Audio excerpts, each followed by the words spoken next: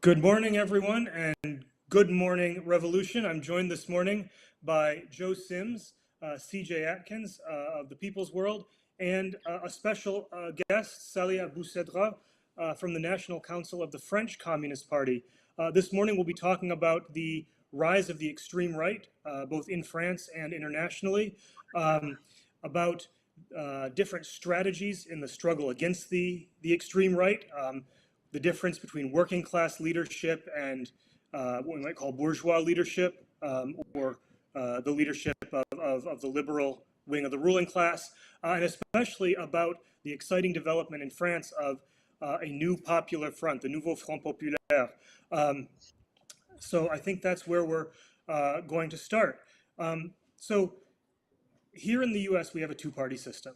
So we don't really have multi-party coalitions, which is what the Nouveau Front Populaire is. Can you explain a little bit how such a coalition works in kind of in elections and in the parliament?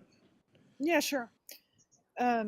So here, in fact, we have several political parties on the extreme left, the center, the right, and the far right. So just let you know, and on each column you have sometimes several parties still. So on the left of the political spectrum, there already exist several political parties, all of which can present candidates on the legislative elections, even when they are not important.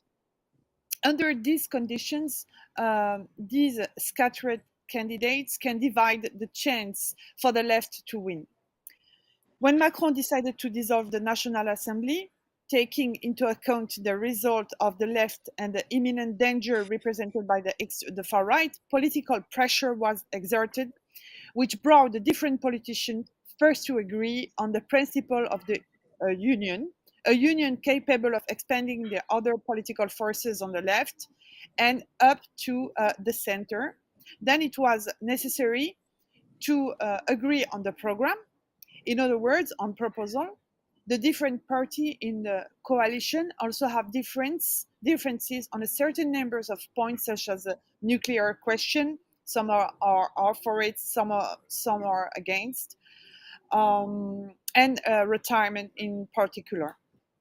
And finally, once these agreements were established, it was still necessary to agree on the difficult question both of the number of constituencies for each party, but also on the candidates, certain candidacy posing problems. On this last question, the basic agreement, in other words, the elementary thing acquired by the different organizations, was that we reappoint those living. In other words, we do not modify those who are already elected. They can present themselves to their own re-election. It was the basic, Once all these questions had been resolved and the parties has brought forward all the candidates, then the new Popular Front was launched. But I don't know if it's very interesting for you guys, but it's a bit our internal kitchen here.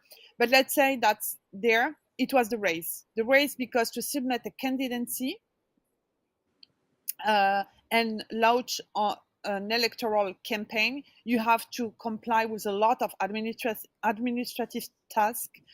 Open a campaign account, very controlled by the administration. You have to start printing posters and flyers. You have to bring together and organize a militant collective, since this is a coalition, activists from other parties, but also ordinary citizens wishing to get involved, mobilized around the candidate. To summarize, almost any citizen could, in theory, run for the legislative election if they enjoy all the rights. But as you see, the organization of a campaign is such that it's better to have a party behind you.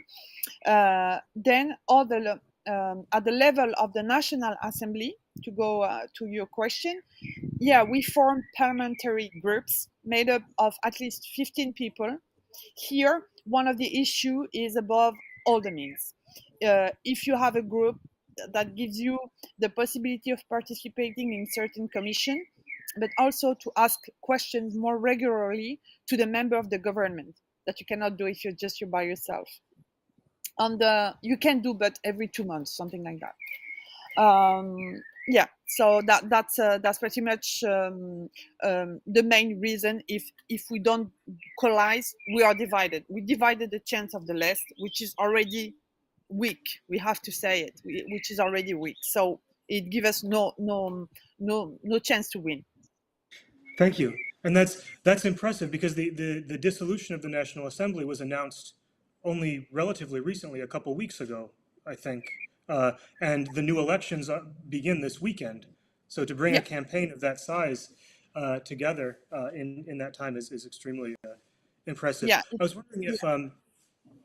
if Joe, perhaps you could sort of explain how the Popular Front in the United States work, or how our vision of the Popular Front works in a context where we don't have multiple, left parties to bring together. Well, as you said, there are only two electoral choices in the United States, well, with respect to national elections, of course, with the exception of Vermont and one other state where you have independents who are elected to the Congress. Bernie Sanders is one example. And so a loose electoral coalition uh, emerges around the two main parties, and one of the interesting things in the United States is that since the 2007 2008 campaign, what we have seen is that around the two mass bourgeois parties, Republicans and Democrats, there have emerged mass electoral movements. The first was around um, Barack Obama after the Great Recession. We I had this remember. huge electoral mass movement, big, big rallies, 40, 50,000 people,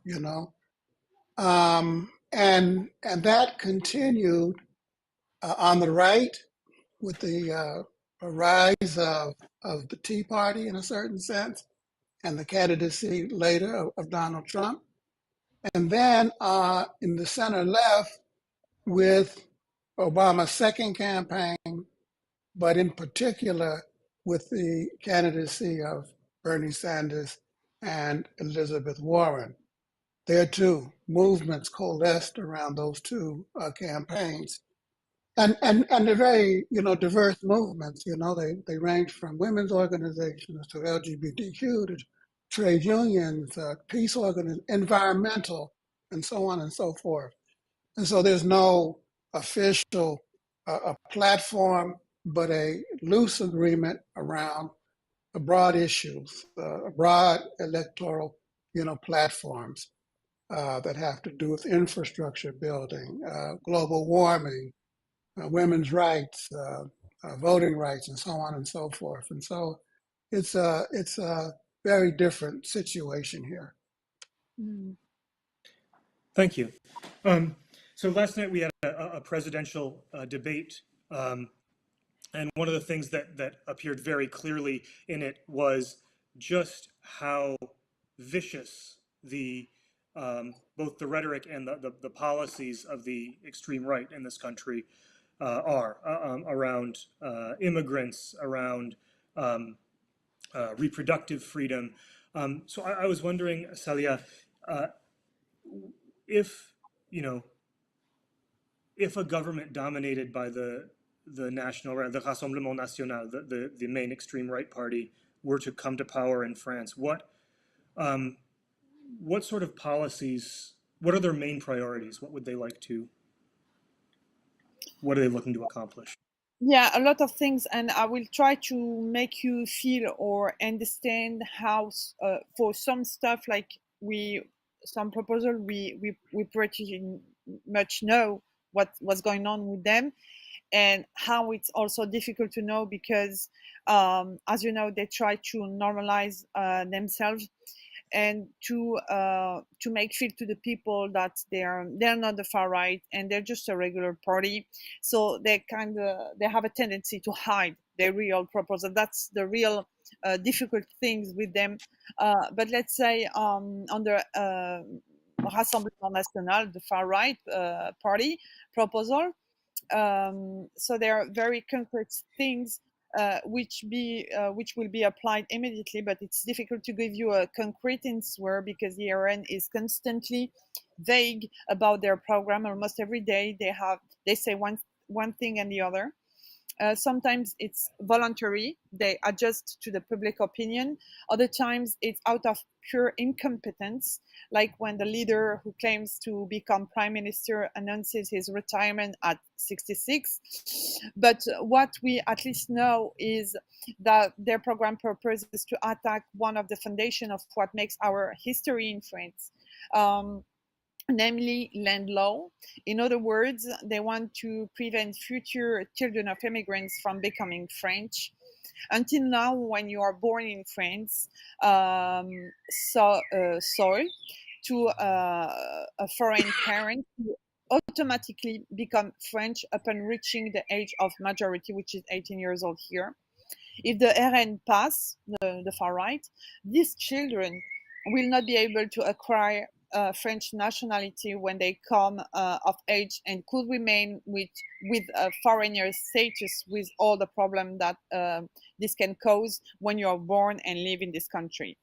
Then, and this is certain, since it was a bill that they had tabled in the National Assembly, they want to exclude dual nationals, those who have dual nationality from the public services.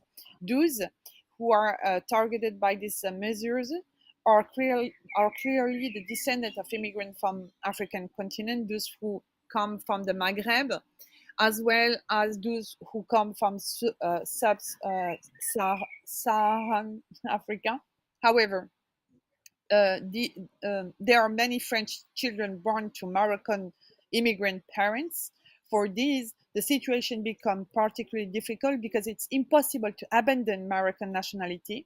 It would then imply that they abandon their French nationality, but they're too it doesn't make sense. They were born and live here in France. This therefore leads them to have a life that becomes impossible. But it also threatens those currently in office.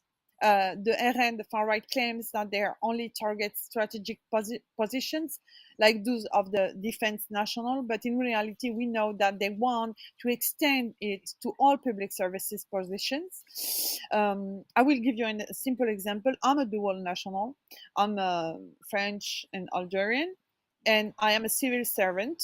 I don't know if it's the right word, like a working state, a teacher. Let's say teacher. Tomorrow, someone can come and tell me either to abandon my Algerian nationality or to leave my position in the national education.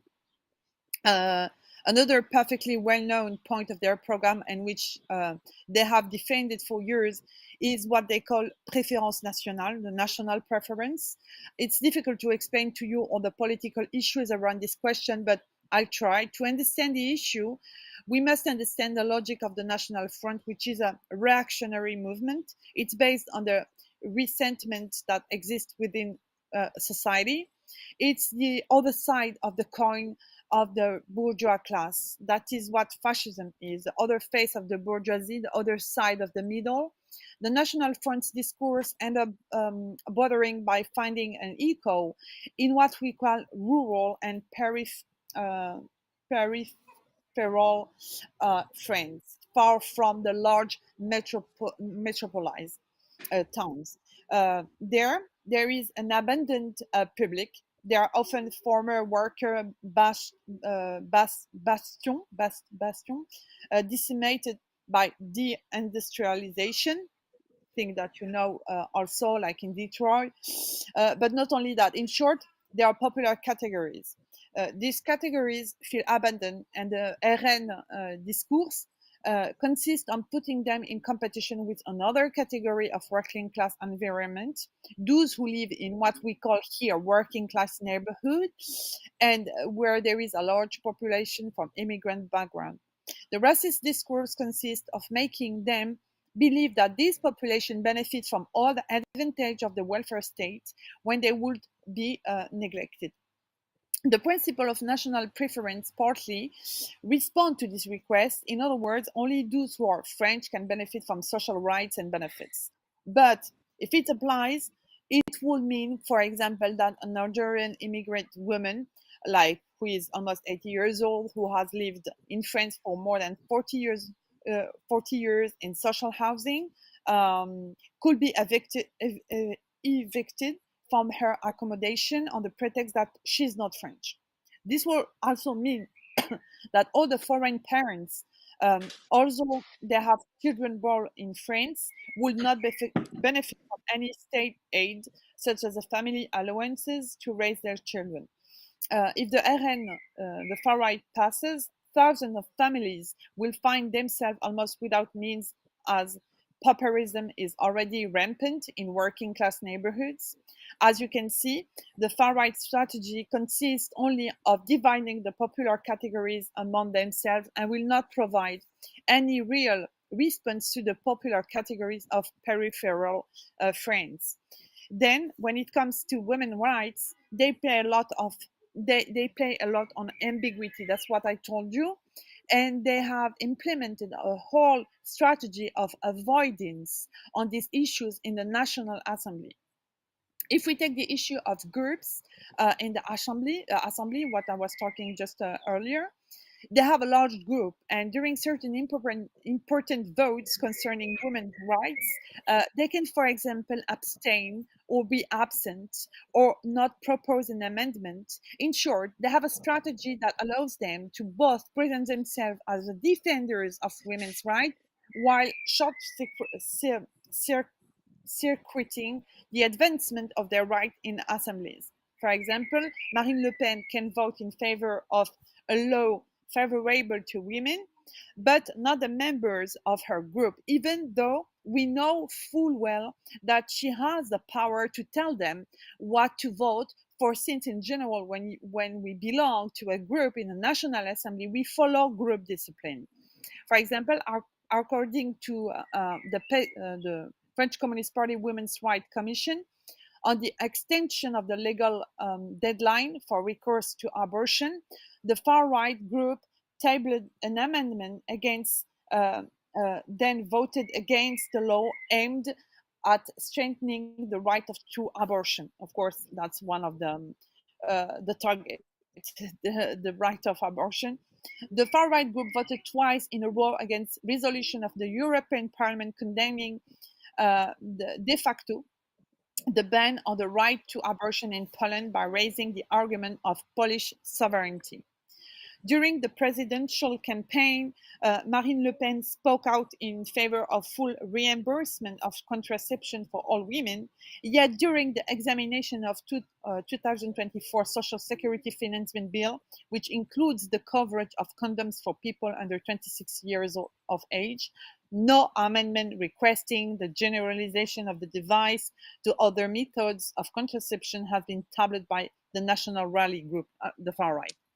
The issue surrounding reproductive rights is to limit or even prevent access to means contraceptive while attacking the right to abortion to favor pro-natalist policies. That was always the goal of the far right, like make grow the woman who has kids in France, then they don't need immigration. That's pretty much what they mean. Supposed to respond to all the problem against all the problem.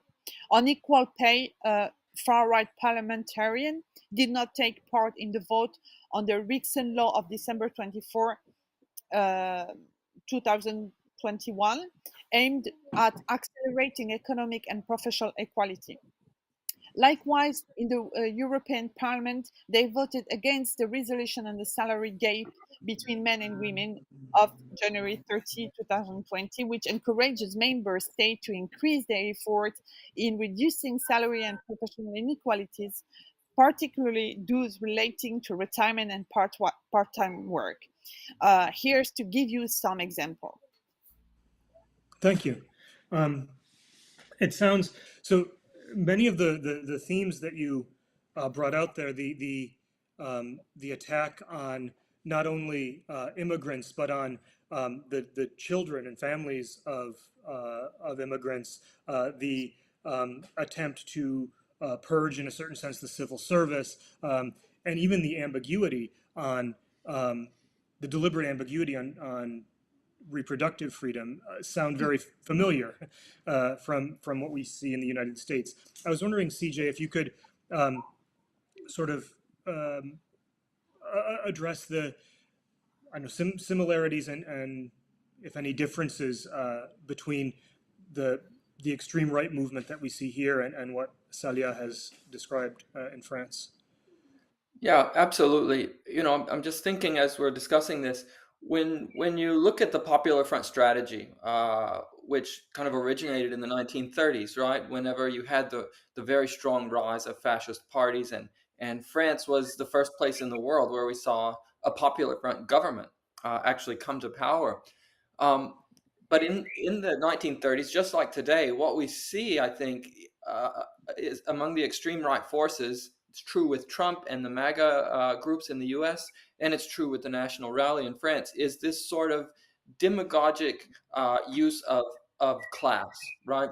They talk a certain language at times, which is meant to appeal to the working class. Salia mentioned the areas of deindustrialization, right, where in the past the socialist or the communist parties might have been stronger, and now the National Rally is trying to get the votes there. So I'm wondering, though, if you could maybe illuminate for us what's the link between National Rally and the sort of high finance, the ruling class circles, because in the U.S. we see Trump talking almost like he's the candidate of the workers, right? But at the same time, he's soliciting billion-dollar donations from big oil companies. So I'm wondering if you could maybe tell us, what does that look like in France right now? Are the big banks, are the big landholders, the big corporations, are they running to the National Rally because they're afraid of Popular Front? Or do they seem like they're sticking with Macron and his forces? I think it would be very important, to kind of learn how that class dynamic is breaking down in France, to see if it's similar to what we have going on here. Oh, it's a huge question. Give me a minute. So you want a whole analysis of why far right is kind of seems to win the election, and her relationship to the capitalist, right? That's Yeah, kind of like what are the class dynamics at work in who the National Rally is appealing to, trying to appeal to, and who's supporting them? yeah.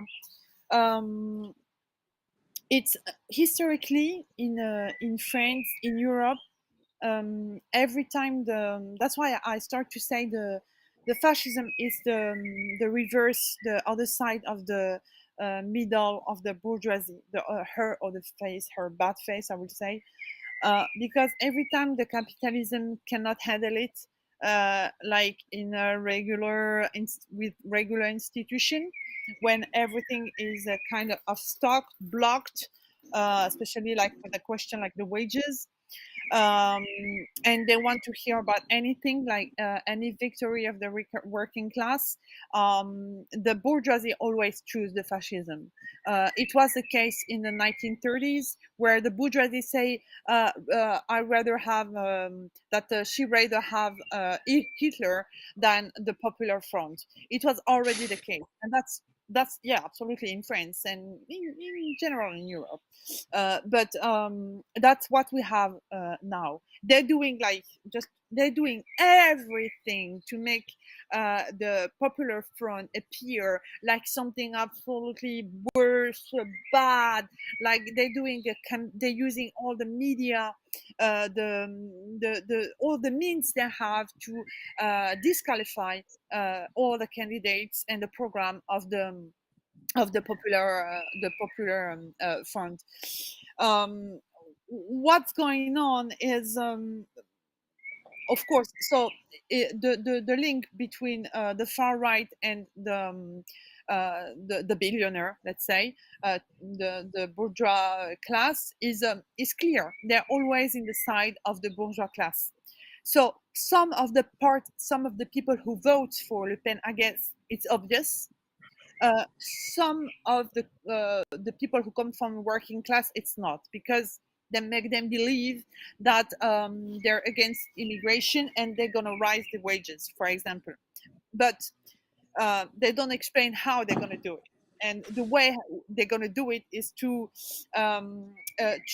broke our social system, where they're gonna cut the part of the wages who go on the cotization. That we don't, like us French, we don't have our full wage. A part of our wage goes on what we call cotization, and that's why that help us to go to to go to the hospital, to go to the doctor, to have a lot of public services or rights. But it comes from our wages. Uh, these wages are presented. These cotization are presented as charge for the owners, uh, who are very heavy. And what the far right wants to do is to cut this cotization, uh, who are supposed to finance the social security, for example, and to give them to the as a wage, as a full wage, like that you receive on your bank account. But what the people doesn't understand is they will have the feeling that the wage has raised, when in reality, when they're making the social security broke, and when they will need to go to the doctor, to the hospital, they will find nothing because no money will finance it. So they're giving them something, when in reality they're taking that from the money of the working class on a side to put it on the other side. So the working class is winning nothing. They're paying themselves. It's not the owners, it's not the billionaire who are really raising the wages. It's the working class herself who's going to pay herself the part of her wage, who usually finance the social security. So, um, so of course, when they do that, they are on the side of the billionaire. They're on the side of the bourgeoisie, and they always have been. Like every time, like in the National Assembly, where the left tried to propose the raising of the wages, they voted against. They voted always against all the right workers. So. Yeah, and then I can explain more further why we are in this situation. So I was wondering, in fact, if we could talk a bit about the Popular Front of the 1930s, because it was a really interesting movement in that it approached the struggle against the extreme right and fascism, um, but from a position of working class leadership, but by advancing the rights of the working class, if I've understood correctly, by winning more protections for jobs, more protections for workers. And uh, I guess maybe that seems to be in contrast with some of the other approaches that we've seen from either from the center right in our own country, or the some of the leadership of the Democratic Party, or from Macron's party in France. So I guess the question is why, or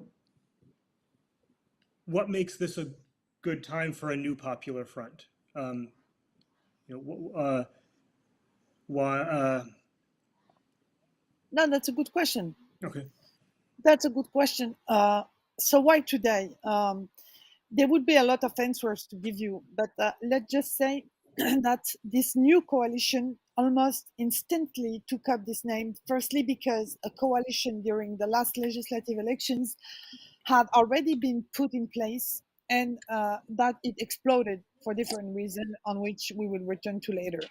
The old name of the coalition was swept away, and this new coalition took the name of New Popular Front because it imposed itself almost under the same conditions, even if it's not comparable to the Popular Front coalition, which was formed on July 14, 1935. In other words, it's a coalition which imposes itself from the base.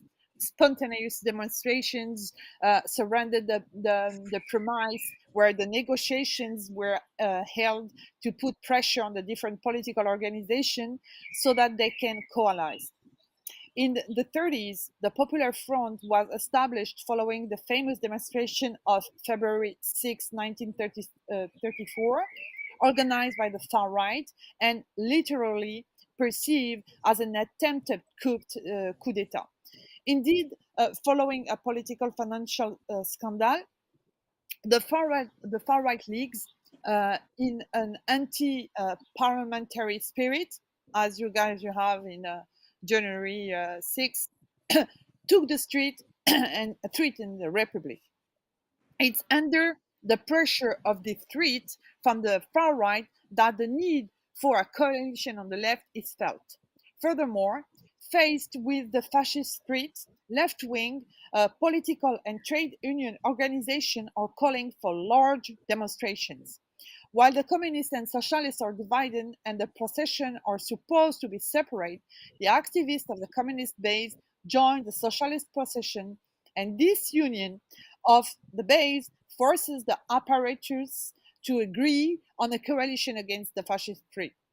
Then, the second point in common with the 30s is that the Popular Front of 2024 does not only seek to be a coalition that blocks the far right, but also a coalition that arouses the hope of employees and the left in general. Yeah. Thank you. And this goes to Joe and CJ.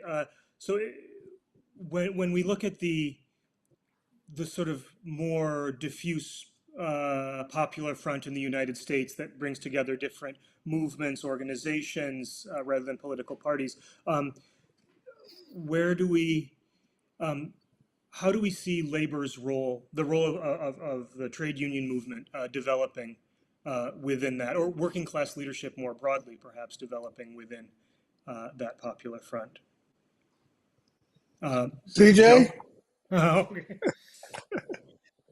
Yeah, to address this question, I actually want to pick up on something that Salia just said, which is that in the 1930s, and just like today in France, it was the base, it was the people, it was the workers, it was the labor organizations at the bottom who kind of put the pressure on the leaders at the top, right, to unite and get with the program on fighting fascism.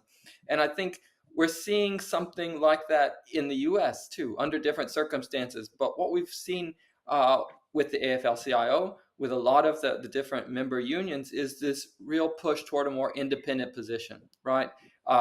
Staking out where labor stands, whether it be on economic issues, whether it be on foreign policy, like the pushing for a ceasefire in the war in Gaza.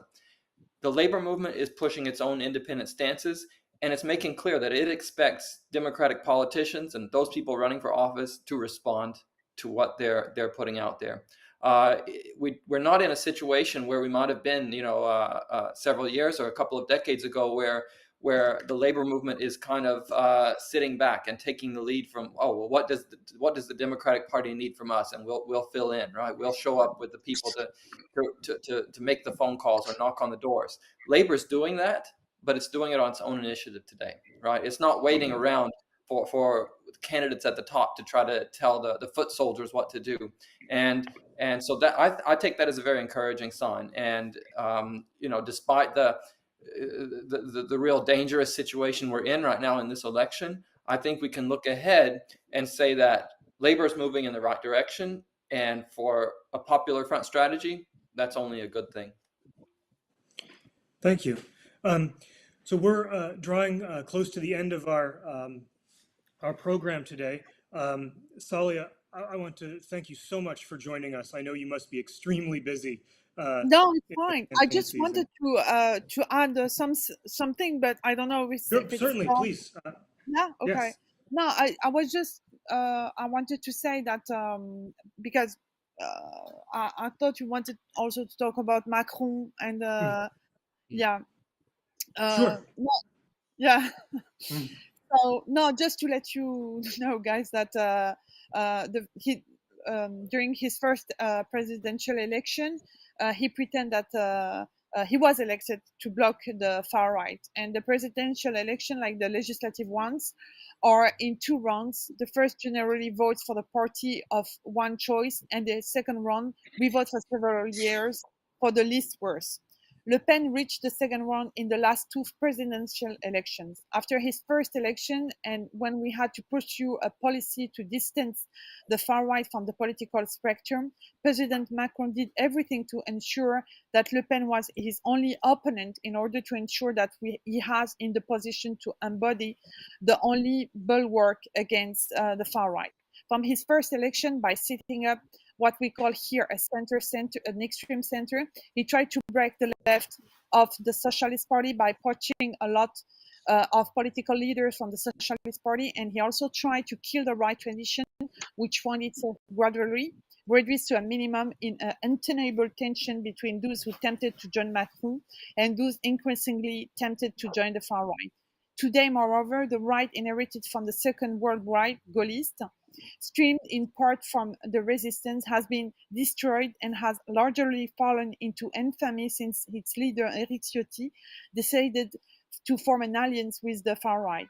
Alongside Macron, the bourgeoisie, a little cautious at the start, but increasingly invested over the last 2 years, notably through the intermediary of a billionaire, a press boss who automatically buys the major French media, he's doing everything to impose itself within opinion publicized, the theme dear to the far right. In this context, Macron, initially elected to ensure the barrier against Le Pen, has also slipped towards the far right by taking up legislative proposals such as the immigration law last December and January, which sparked an immense outcry.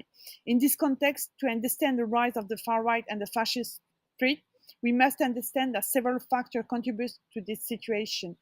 First of all, a violent economic policy of public destruction, weakening of the rights of the workers and union, which leads to more and more tightening of the belts of the popular categories, which galloping inflation and electricity bills, which deprive family whole in trouble, a democratic running out of steam, and a deep contempt for the intermediary bodies which allow democracy to breathe, such as the local authorities or unions. The current situation is explained by a stifling and crushing of any possibility of revolt, like under the Yellow Vest, very violently repressed, who already expressed the ras-le-bol of peripheral France and the rural environment, which was already no longer getting by financially. But Macron policy has also consisted of stiffing by all means and remaining deaf and implacable towards all demands for social democracy.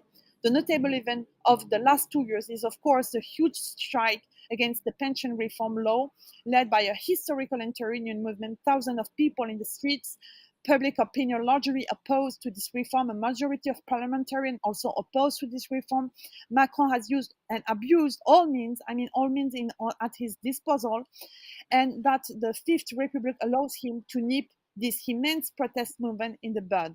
In this context, the workers felt deeply disrespected. No way out was left for their demands, and Macron pushed through his law with forceps. And I stop here because I don't want to bring you over time, but yeah, okay, it's up to you guys. No, thank you. That pattern sounds very familiar, where a politician from kind of the claiming to be a moderate is elected against the threat of the far right. Right? It's I'm the only one who can stop the extreme right from advancing, and then slipping further and further rightward in under the kind of gravity, in a certain sense, of the extreme right, maybe. And so I think that's a pattern that we've seen in the United States as well.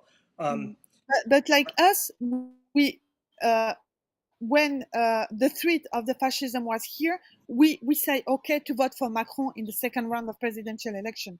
What make us like absolutely upset on the left and all the democratic people is now the Macron camp doesn't want to vote for the left if there is a threat from the far right. That was shocked us because we did it all the time to protect the population against the far right, and now the center, who is supposed to be moderate, he is refusing to vote for the Popular Front in the case where he's facing the far right to protect the society from the far right. That is what is crazy on this actual situation. Absolutely. And you see, in fact, where the principles are, right? What section of society is capable of taking a principled stand against fascism, even when it means voting for a Yeah. candidate that doesn't have their best interests at heart? And which section is only in it for itself? CJ, I was wondering if you had any comments on this sort of pattern that's unfolding. Yeah, like has just been said, it's something we see repeating, right? In so many cases where the center sort of moralizes against the left, saying, you need to put aside your special interests, your narrow interests. Labor needs to get behind the center, right, to defeat the right. But then again and again, once we do that, once the left and labor do that, and we help the center into power, well, the center becomes the new right in a way, right? And all that does is push the extreme right to go even further. And Yeah. so gravity has been kind of used as the example, and it's like we just keep getting pulled further and further and further, right? And yet it's always left and the labor who seem to be expected to make the sacrifices to stop the right wing. And then when it comes time that the center should be the forces who are making some sacrifices, as Salia said, well, they refuse to do so, right? And that I think is when we really see where the class alliances really are, Absolutely. right? Where are the class connections? And it becomes quite clear that the center, for all of its talk sometimes about democracy and protecting people against the fascist threat, when it comes down to it, they're perfectly prepared to move from the center to the right if it means they can stay at power and if they can get votes. And it's an unfortunate pattern that we see repeating, whether you're in a multi-party system like France or in the US, where a lot of this sort of center and left battle all takes place within the orbit of the Democratic Party, right? Yeah. You have a sort of grassroots left and labor and democratic base, women, immigrants, LGBTQ, all of these movements sort of pulling in a more democratic and progressive direction. But you have entrenched interests at the top who play a game of speaking to those interests, but whose bread is really buttered at the end of the day by some of the same forces that are backing the far right. Yeah, I see. Thank you. And so, Sally, I want to thank you again for joining us, and Thank you CJ very as much. well. Joe had to step out a bit early to catch a train to Washington D.C. for Sure. a rally. And if I've understood correctly, the elections begin this weekend, and the Nouveau Front Populaire is polling in second place currently, with good chances. So what is the outlook, Salia? I mean, yeah, it's that's why we are asking asking the center to vote for us because we are in the second position. The problem is that the participation to the vote would be very very important already, and what happens on this kind of case, it means that it can be after this Sunday, which is the first round, 3 candidates, and the political moral, if you want, is that when there is 3 candidates and one of the candidates is a far right, the one who came the third has to retire himself, have to say, okay, give up. I give up to protect the democracy. I give up to make sure the far right doesn't win. What's going on is what I told you, that the center is not willing to avoid, which means that even if we are first, we it's gonna be. I mean, even if we are second, like after the far right, in the second position of the percentage, we may be we may be facing three candidates who are going to divide the votes for the second round of these legislative elections and give a chance to a far right deputy to be elected. That's what makes us here really worry, since the far right groups also announce that they're going to beat up all the feminists, the activists, and of course all the African and Arabic people as soon as the election are done. So the situation is very sad and I don't know how to say grave, but very depressing, to be honest. Yeah. Uh, Thank you. The situation is dire. Our thoughts and our hopes are with you, and we're with you in the same struggle against the extreme right, against fascism, and for a fairer and more equal society. Thank you again for joining us, and Thank you, that's guys. Thank you our so much. show for today. Thank you as well to our producers, and we'll see you. If not next week, the week after, and we'll have some analysis of the presidential debates. Thank you. Thank you.